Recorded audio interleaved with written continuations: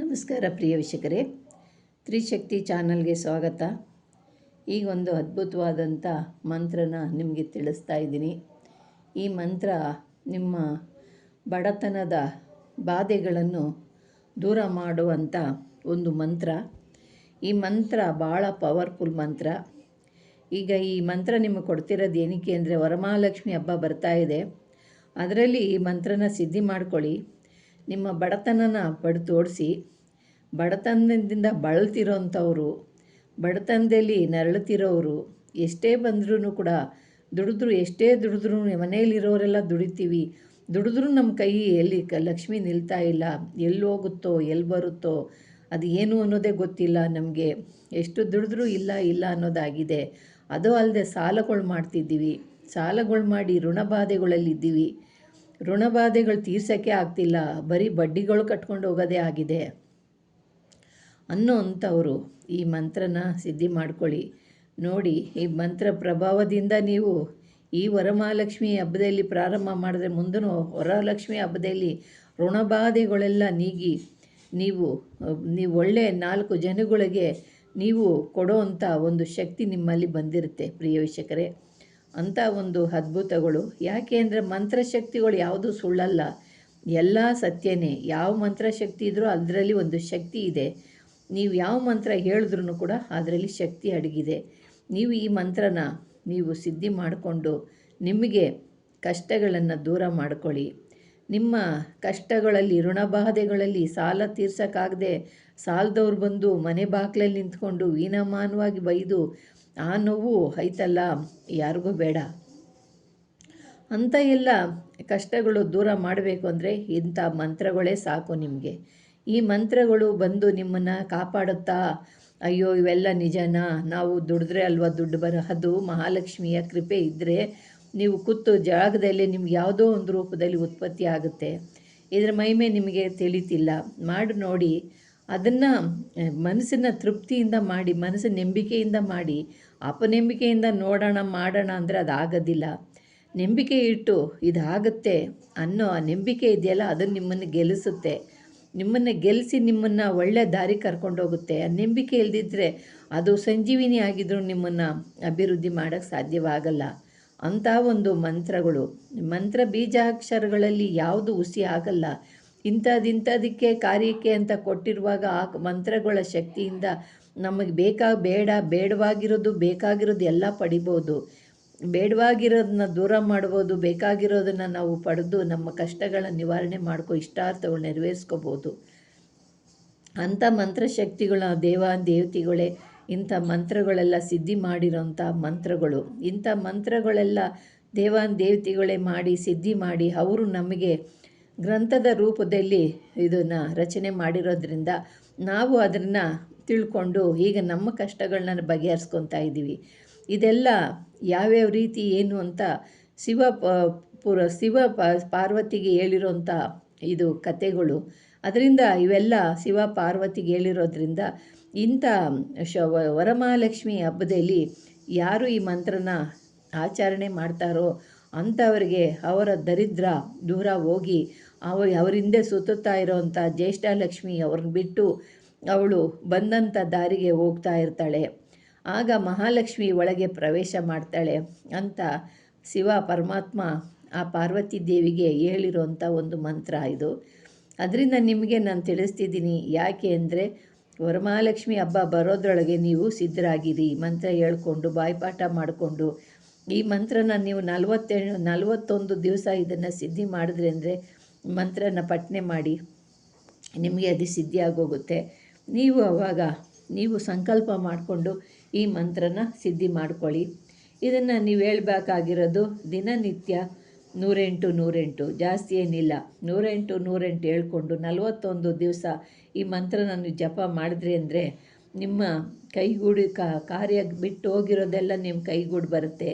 ನಿಮಗೆ ಎಲ್ಲ ಕಾರ್ಯಗಳು, ಮಹಾಲಕ್ಷ್ಮಿ ಒಬ್ಬಳು ಮನೆಗೆ ಬಂದಳು ಅಂದರೆ ನಿಮ್ಮ ಎಲ್ಲ ಸಂಪತ್ತುಗಳು ನಿಮ್ಮಿಂದೇ ಬರುತ್ತೆ. ಧನಲಕ್ಷ್ಮಿ ಬರ್ತಾಳೆ, ಧಾನ್ಯಲಕ್ಷ್ಮಿ ಬರ್ತಾಳೆ, ಧೈರ್ಯಲಕ್ಷ್ಮಿ ಬರ್ತಾಳೆ, ವಿಜಯಲಕ್ಷ್ಮಿ ಬರ್ತಾಳೆ, ವರಮಹಾಲಕ್ಷ್ಮಿ ಬರ್ತಾಳೆ, ಆರೋಗ್ಯ ಲಕ್ಷ್ಮಿ ಬರ್ತಾಳೆ, ವಿದ್ಯಾಲಕ್ಷ್ಮಿ ಬರ್ತಾಳೆ, ಸಂಪತ್ ಲಕ್ಷ್ಮಿ ಬರ್ತಾಳೆ. ಎಲ್ಲ ತಾಯಿಯಂದಿರು ಈ ತಾಯಿಯಲ್ಲೇ ಇದ್ದಾರೆ. ಆ ತಾಯಿ ಒಬ್ಬಳು ಬಂದಳು ಅಂದರೆ ನಮ್ಮ ಎಲ್ಲ ಬಾಧೆಗಳು ದೂರ ಆಗುತ್ತೆ, ನಮಗೆ ಎಲ್ಲ ರೀತಿಯೂ ಅನುಗ್ರಹಿಸ್ತಾಳೆ. ಅದರಿಂದ ಈ ಮಹಾಲಕ್ಷ್ಮಿಯನ್ನು ನೀವು ಬಹಳ ಶ್ರದ್ಧಾಭಕ್ತಿಗಳಿಂದ ನೀವು ಮಾಡಬೇಕಾಗಿರೋ ವಿಧಾನ ಯಾವಾಗ ಅಂದರೆ, ಈ ಮಂತ್ರನ ಪ್ರತಿ ಶುಕ್ರವಾರ ರಾತ್ರಿಯಲ್ಲಿ ನೀವು ಸ್ನಾನ ಮಾಡಿಕೊಂಡು ನೀವು ಒಂದು ಮಣೆ ಮೇಲೆ ಕುಳಿತುಕೊಂಡು 108 ಸಾರಿ ಜಪ ಮಾಡಬೇಕು. 108 ಸಾರಿ ಜಪ ಮಾಡಿ ಇದನ್ನು ಪ್ರತಿದಿನ ಇದೇ ರೀತಿ ಜಪಿಸಬೇಕು. 41 ದಿವಸ ಆಗೋ ಗಂಟ ಇದನ್ನು ಜಪ ಮಾಡ್ತೀರಿ. ಜಪಿಸ್ತಾ ಇದ್ದರೆ ನಿಮಗೆ ಹಿಡ್ದಿರೋಂಥ ದಟ್ಟ ದರಿದ್ರ ಆ ಜ್ಯೇಷ್ಠ ಮಹಾಲಕ್ಷ್ಮಿ ಅವಳು ನಿಮ್ಮನ್ನು ಬಿಟ್ಟು ದೂರ ಹೋಗಿ ಮಹಾಲಕ್ಷ್ಮಿ ಅನುಗ್ರಹಕ್ಕೆ ಪಾತ್ರರಾಗ್ತೀರ. ಇದನ್ನು ಮಾಡಿ ನೋಡಿ. ಮಾಡೋದ್ರಿಂದ ಏನು ಕಳ್ಕೊಳ್ಳೋದೇನಿಲ್ಲ. ಮಂತ್ರಶಕ್ತಿಗಳನ್ನ ಓದೋದ್ರಿಂದ ನೀವು ಕಳ್ಕೊತೀರಿ ಅನ್ನೋದೇನೂ ಇಲ್ಲ. ಇದನ್ನು ಜಪ ಮಾಡುವಾಗ ನೀವೊಂದು ತುಪ್ಪದ ದೀಪ ಹಚ್ಕೊಂಡು ಅಲ್ಲಿ ಒಂದು ಸ್ವಲ್ಪ ಏನಾದರೂ ಹಾಲು ಹಣ್ಣು ಇಟ್ಕೊಂಡು, ಇಲ್ಲಾಂದರೆ ಏನಾದರೂ ಸ್ವಲ್ಪ ಖರ್ಜೂರ ಇಂಥದ್ದೇನ ಇಟ್ಕೊಂಡು, ದೀಪ ಇಟ್ಕೊಂಡು, ಸುಗಂಧ ಭರಿತವಾದಂಥ ಊದುಬತ್ತಿ ಹಚ್ಕೊಂಡು, ನೀವು ಸ್ವಲ್ಪ ದೇಹಕ್ಕೆ ಅರ್ತರು ಜವಾದನ್ನು ಹಾಕ್ಕೊಂಡು ನೀವು ಜಪ ಮಾಡೋದ್ರಿಂದ ಮಹಾಲಕ್ಷ್ಮಿಗೆ ಸುಗಂಧ ಭರಿತರಾಗಿರೋದ್ರೆ ಅವಳಿಗೆ ಭಾಳ ಇಷ್ಟ. ಮನೆ ಸುಗಂಧವಾಗಿರಬೇಕು, ಸ್ವಚ್ಛ ಇರಬೇಕು. ಮನೆ ಸ್ವಚ್ಛವಾಗಿದ್ದರೆ ಮನೆ ಮೂಲೆಗಳಲ್ಲಿ ಗಲೀಜು, ಮೂಲೆಗಳಲ್ಲಿ ಬಟ್ಟೆ, ಮೂಲೆಗಳಲ್ಲಿ ಪಾತ್ರೆಗಳು ಈ ಥರ ಇದ್ದರೆ ಅವಳು ಯಾವತ್ತೂ ಕಾಲಿಡೋದಿಲ್ಲ. ಮನೆ ಸ್ವಚ್ಛವಾಗಿದ್ದರೆ ಮನೆಗೆ ಬಂದು ಆ ತಾಯಿ ಅನುಗ್ರಹಿಸ್ತಾಳೆ, ನಿಮ್ಮ ಕಷ್ಟನ ದೂರ ಮಾಡ್ತಾಳೆ, ನೀವೇನು ಕೇಳಿದ್ರೋ ಆ ವರನ ಈಡೇರಿಸ್ತಾಳೆ ಅಂತ ಒಂದು ಅದ್ಭುತ ನಿಮಗೆ ಮಂತ್ರ ಕೊಡ್ತಿದ್ದೀನಿ. ಇದನ್ನು ಮಂತ್ರ ನೀವು 41 ದಿವಸ ಹೇಳ್ಕೊಳ್ಳೋದ್ರಿಂದ ನಿಮಗೆ ದಟ್ಟ ದರಿದ್ರ ಬಿಟ್ಟು ಹೋಗುತ್ತೆ. ಮತ್ತು ನಿಮಗೆ ಕೈಯಲ್ಲಿ ಹಣ ಬಂದು ಸೇರ್ತಾ ಇರುತ್ತೆ. ಯಾವ ರೀತಿ ಬರುತ್ತೆ ಏನು ಅನ್ನೋದು ಹೇಳೋಕ್ಕಾಗಲ್ಲ. ಅವಳು ಮಾಯೆ, ಆ ತಾಯಿ ಮಾಯೆ ನಿಮ್ಮನ್ನು ಅನುಗ್ರಹಿಸ್ತಾಳೆ. ಹೆಂಗೆ ಬರುತ್ತೋ ಯಾವ ಥರ ಬಂತು ನಿಮಗೆ ಗೊತ್ತಾಗೋದಿಲ್ಲ.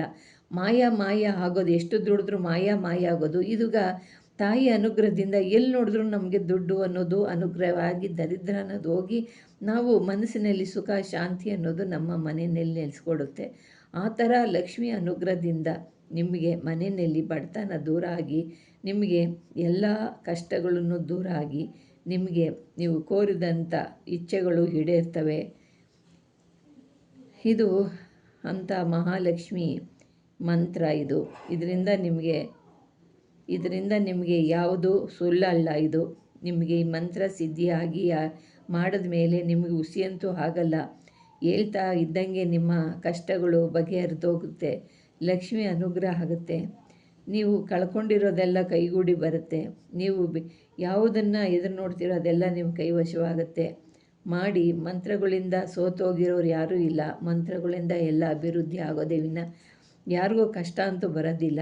ಅಂಥ ಅದ್ಭುತವಾದಂಥ ಮಹಾಲಕ್ಷ್ಮಿ ಮಂತ್ರನ ಸಿದ್ಧಿ ಮಾಡ್ಕೊಳ್ಳಿ. ವರಮಹಾಲಕ್ಷ್ಮಿ ದಿವಸ ಈ ಮಂತ್ರನೇ ನೀವು ವರಮಹಾಲಕ್ಷ್ಮಿಗೆ ಹೇಳಿ ನೀವು ಮಂತ್ರದಿಂದ ನಿಮ್ಮ ಕಾರ್ಯಗಳ ಅನುಕೂಲ ಮಾಡ್ಕೊಳ್ಳಿ.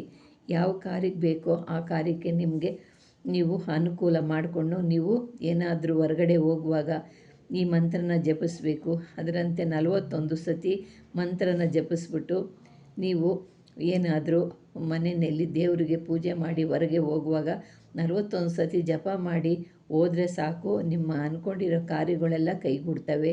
ಎಲ್ಲಿಗೆ ಹೋಗಬೇಕು ಅಂತಿದ್ದೀರಾ, ಏನು ಮಾಡಬೇಕು, ಯಾರಿಗಾನ ದುಡ್ಡು ಕೊಡ್ತಿದ್ದೀವಿ ಅದನ್ನು ಕೇಳೋಕ್ಕೆ ಹೋಗಬೇಕು ಅಂದಾಗ ಈ ಮಹಾಲಕ್ಷ್ಮಿ ಮಂತ್ರ ಹೇಳ್ಕೊಳ್ಳಿ.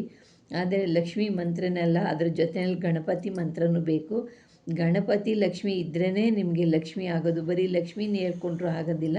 ಇದ್ರ ಜೊತೆಯಲ್ಲಿ ಮುಂಚಿತವಾಗಿ ಗಣಪತಿ ಆಮೇಲೆ ಲಕ್ಷ್ಮಿ ಯಾವುದೇ ಹೇಳಬೇಕಾದ್ರೂ ಗಣಪತಿ ಮುಂಚಿತವಾಗಿ ಆಮೇಲೆ ನೀವೆಲ್ಲ ಮಂತ್ರಗಳು ಸಿದ್ಧಿ ಮಾಡ್ಕೋಬೇಕು. ಪ್ರಿಯ ವೀಕ್ಷಕರೇ, ಅಂಥ ಅದ್ಭುತವಾದಂಥ ನಿಮಗೆ ಯಾವ ಸಂಕಲ್ಪ, ನಿಮ್ಮದು ಫ್ಯಾಕ್ಟ್ರಿ ಇರುತ್ತೆ, ಲಾಸಲ್ಲಿರುತ್ತೆ, ಅದು ಅಭಿವೃದ್ಧಿ ಆಗುತ್ತೆ. ವ್ಯಾಪಾರ ಮಾಡ್ತಿರ್ತೀರ, ಅದು ನಿಮಗೆ ಅಭಿವೃದ್ಧಿ ಆಗುತ್ತೆ. ಮನೆಯಲ್ಲಿ ದುಡ್ಡು ಕಾಸು ಕಷ್ಟ, ಮನೆಯಲ್ಲಿ ಬಡತನ, ತಿನ್ನೋಕ್ಕಿರಲ್ಲ, ಕುಡಿಯೋಕ್ಕಿರೋದಿಲ್ಲ, ಆ ಥರ ಆಗಿರ್ತೀರ. ಅದು ಕೂಡ ನಿಮಗೆ ಯಾವ ರೀತಿ ಬರುತ್ತೆ, ಯಾವ ರೀತಿ ಹೋಗುತ್ತೆ ಅನ್ನೋದು ನಿಮಗೆ ಅರಿವಿಲ್ದಂಗೆ ನಡೀತೈತೆ. ಮನೆಯಲ್ಲಿ ಬಡತನ ಅನ್ನೋದು ಮಾಯವಾಗಿ ಮಹಾಲಕ್ಷ್ಮಿಯ ಪಾದ ಧೂಳು ಮನೆಯಲ್ಲಿ ಸೇರಿದಾಗ ನಿಮ್ಮ ಮನೇನ ಅದ್ಭುತವಾದಂಥ ಪಾಣವಾದಂಥ ಒಂದು ನಿಮ್ಮ ಬಡತನ ದೂರ ಹೋಗಿ, ನಿಮ್ಮ ಕಷ್ಟಗಳೆಲ್ಲ ದೂರ ಹೋಗಿ, ನಿಮ್ಮ ಇಷ್ಟಾರ್ಥಗಳು ನೆರವೇರುವಂಥ ಕಾಲ ಬಂದಿದೆ. ಈ ಮಂತ್ರ ಹೇಳ್ಕೊಳ್ಳಿ. ಯಾರ್ಯಾರು ಈ ಮಂತ್ರ ಹೇಳ್ತಿರೋ ಅವರಿಗೆ ವರಮಹಾಲಕ್ಷ್ಮಿ ಅನುಗ್ರಹ ಶಾಶ್ವತವಾಗಿ ನಿಮಗೆ ಲಭ್ಯವಾಗುತ್ತೆ ಅಂತ ತಿಳ್ಕೊಳ್ಳಿ ಪ್ರಿಯ ವೀಕ್ಷಕರೇ. ಮುಂಚಿತವಾಗಿ ನಿಮ್ಗೆ ಕೊಡ್ತಾ ಇದ್ದೀನಿ. ವರಮಹಾಲಕ್ಷ್ಮಿ ಹಬ್ಬಕ್ಕೆ ಇದನ್ನು ಸಿದ್ಧಿ ಮಾಡಿಕೊಂಡು ಜಪ ಮಾಡ್ಕೊಳ್ಳಿ. ವರಮಹಾಲಕ್ಷ್ಮಿ ನಿಮಗೆ ಗ್ಯಾರಂಟಿಯಾಗಿ ನಿಮಗೆ ಈ ಮಂತ್ರದಿಂದ ನಿಮಗೆ ಸಿದ್ಧಿ ಮಾಡಿ ನೀವು ಅಂದ್ಕೊಂಡಿರೋ ಕಾರ್ಯಕ್ಕೆ ವರವನ್ನು ಕೊಟ್ಟು ಹೋಗ್ತಾಳೆ. ಮುಂದಿನ ವರ್ಷದಲ್ಲಿ ನೀವು ಅದ್ಭುತವಾದಂಥ 4 ಜನಕ್ಕೆ ಕೊಡೋವಂಥ ಶಕ್ತಿ ನಿಮ್ಮಲ್ಲಿ ಬಂದಿರುತ್ತೆ. ನೋಡಿ, ಪರೀಕ್ಷೆ ಮಾಡಿ ನೋಡಿ ಪ್ರಿಯ ವೀಕ್ಷಕರೇ. ಇದೆಲ್ಲ ನೀವು ಮಾಡಿದಾಗ ನಿಮ್ಮ ಕಷ್ಟಗಳಲ್ಲಿ ದೂರ ಹೋಗಿ ನೀವು 4-6 ಜನಗಳಿಗೆ ಊಟ ಕೊಡೋರಾಗ್ತೀರಾ. ಅವ್ರಿಗೆ ಸಹಾಯ ಮಾಡೋವಂಥ ಶಕ್ತಿ ಬರುತ್ತೆ. ನೊಂದವರಿಗೆ ಕಣ್ಣೀರು ಒರೆಸೋ ಅಂಥ ಮನಸ್ಸು ನಿಮ್ಗೆ ಬರುತ್ತೆ ಪ್ರಿಯ ವೀಕ್ಷಕರೇ. ಇದರಿಂದ ನಿಮಗೆ ಇಂಥವೆಲ್ಲ ನಾನು ತಿಳಿಸ್ತಾ ಇದ್ದೀನಿ. ನೀವು ವರಮಹಾಲಕ್ಷ್ಮಿ ಹಬ್ಬಕ್ಕೆ ಇವೆಲ್ಲ ಸಿದ್ಧಿ ಮಾಡಿಕೊಂಡು ವರಮಹಾಲಕ್ಷ್ಮಿನ ಮನೆಗೆ ಕರ್ತನ್ನಿ ಅಂತ ನಿಮಗೆ ತಿಳಿಸ್ತಾ ಇದ್ದೀನಿ ಪ್ರಿಯ ವೀಕ್ಷಕರೇ. ನಿಮ್ಗೆ ಇಷ್ಟವಾದರೆ ಲೈಕ್ ಮಾಡಿ, ಶೇರ್ ಮಾಡಿ, ಸಬ್ಸ್ಕ್ರೈಬ್ ಮಾಡಿ. ನಮಸ್ಕಾರ.